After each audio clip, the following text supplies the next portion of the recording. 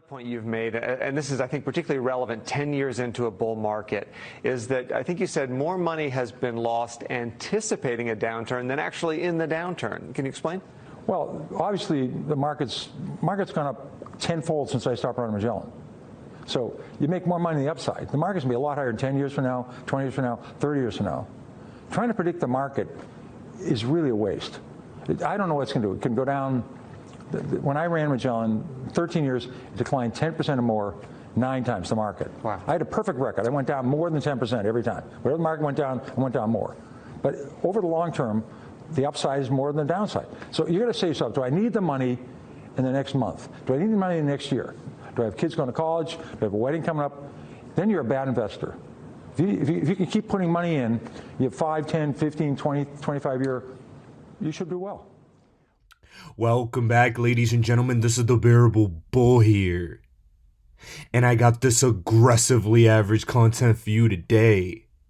As guys, there's a lot of talk in the crypto space right now. A lot of people are fearful. A lot of people have a lot of self-doubts. I completely understand. It's a volatile and scary time in this crypto market. And I'm going to get into debunking some rumors that are currently afoot, while at the same time bringing back the confidence that we need so badly. First of all, I played that initial clip by Peter Lynch as my introduction because it's an important reminder as to how you're supposed to play this game. Ladies and gentlemen, you are a bad investor if you need money tomorrow, if you're anticipating putting money in today with the expect of a return to pay off bills, to have a wedding, to be able to purchase something of high value, and using this market as a vehicle to do so. But something I'll tell you is, if you're not in this market, that is the biggest mistake you can make. Like I've stated time and time again, he stated in this video, time in the market trumps timing the market. He states explicitly, more money has been lost trying to anticipate a crash than in the actual crash themselves. You must be in this market and it will reward you tenfold.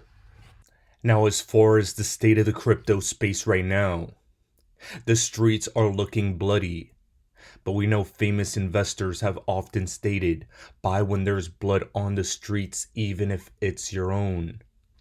A lot of people wish they got incredible entry points to March 2020 crash, when Cardano was 3 cents, Ether was under $100, Bitcoin was 3,500, XRP was 11 cents.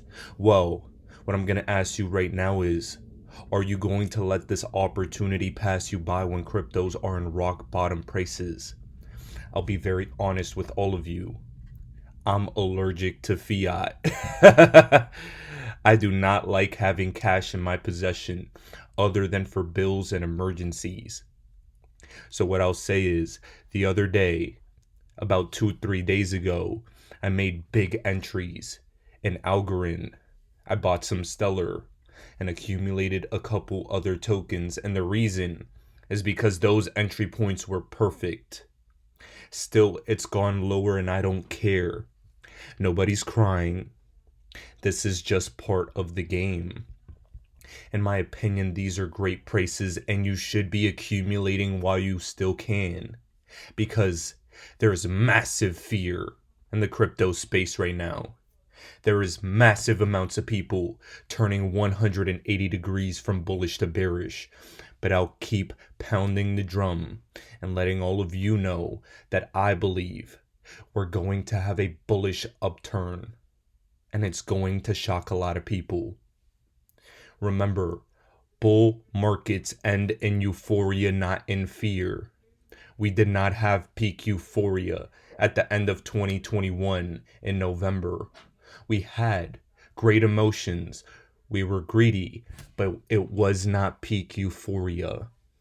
I know what peak euphoria looks like, and it looks like all the random small cap coins, all of our favorite XRPs, Stellars, Hederas, and many others reaching new all-time highs. That's what it looks like. Something you also need to notice is the crypto influencers. that have been pounding the bullish drum that are now no longer making content? Where did they go when times got a little scary? They probably just took a break to come right back when things are positive again. We do not do that here. We accumulate while prices go down, and we take profits when crypto goes up. In my opinion, crypto's going to go back up and relatively soon. And Johnny Crypto, part of Coach JV's team, states to look at the Bitcoin versus US dollar index. You tell me. The DXY looks very overextended. The US dollar, in my opinion, is too strong right now. And when we look at it, crypto prices are at lows we have not seen in a while. We do not buy peak euphoria, even in the US dollar. We buy massive fear.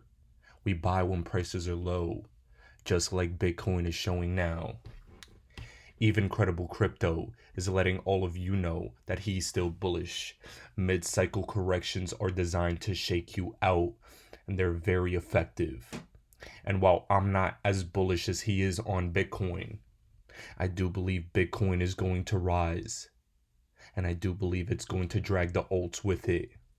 And I do believe it's going to give the room for all of us to experience and take profits from the most legendary altcoin season any of us have ever lived through. Don't believe me? Time settles all arguments. Now guys, before I get into the second part of this video, where we dive deep into some powerful pieces of information, I have to give a brief thank you to the entire XRP army. Ladies and gentlemen, last year, February 2021, YouTube almost permanently got rid of me. They got rid of my monetization, and I thought my channel was going to be gone. I started my channel in 2019, and the XRP army has literally changed my life. And finally, after over a year of delays, they sent this plaque in the mail, and I'm not gonna lie, I got a little emotional. Because it's not just a follower count for me. It represents the lives I've touched, the struggles I've been through, and never quitting on yourself. And as I continue on my journey, and as I've continued to have the opportunity to speak with all of you through my program, I have to say that all of you have genuinely humbled me. And I'll continue to be here through all the ups, all the downs, and everything in between. And trust me when I say I have a lot of surprises for the XRP army, because the upside for all of us is going to be spectacular. And part of the upside right now is leaking as we speak. Ladies and gentlemen, Blackrock echoes exactly what XRP's mission statement is.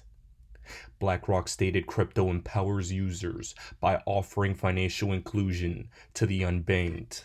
And here, on Ripple's own site, they discuss banking the unbanked.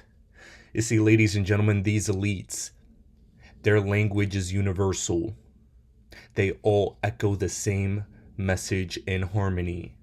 And seeing BlackRock discuss the very use case Ripple and XRP have been looking to solve right now, while everyone's bearish, by the way, to me, brought chills down my spine.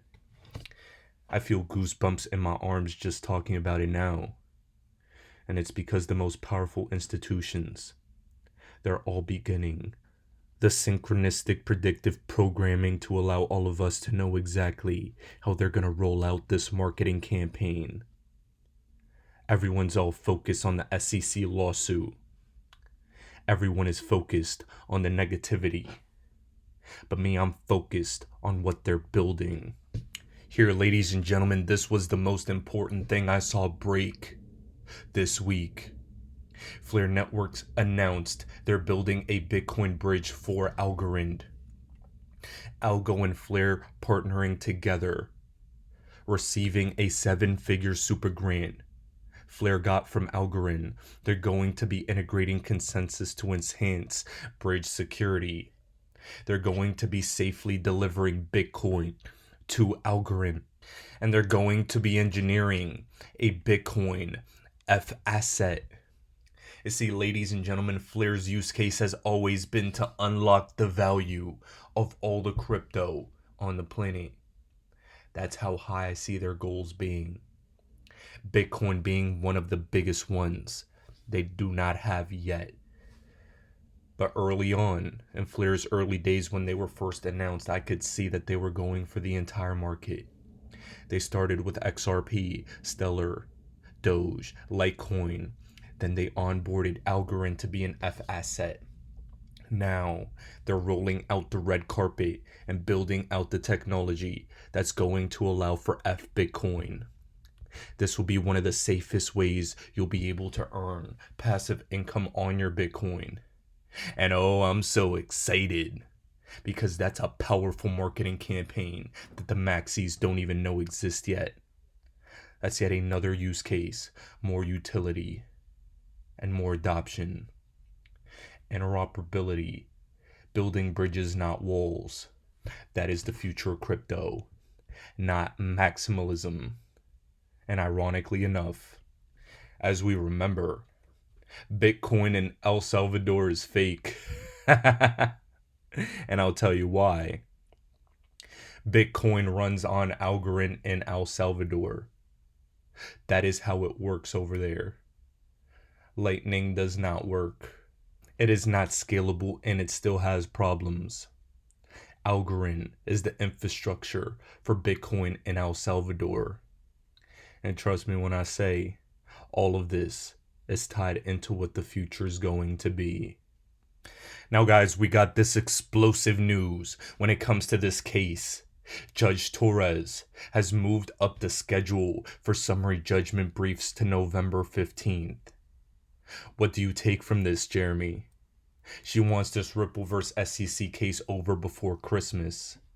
To accelerate this schedule is a bullish piece of information after a little bit of a punch to the gut that the Army got a couple days ago. More bullish momentum is building before this case is resolved. Also, don't forget this SDR revaluation is on standby in July.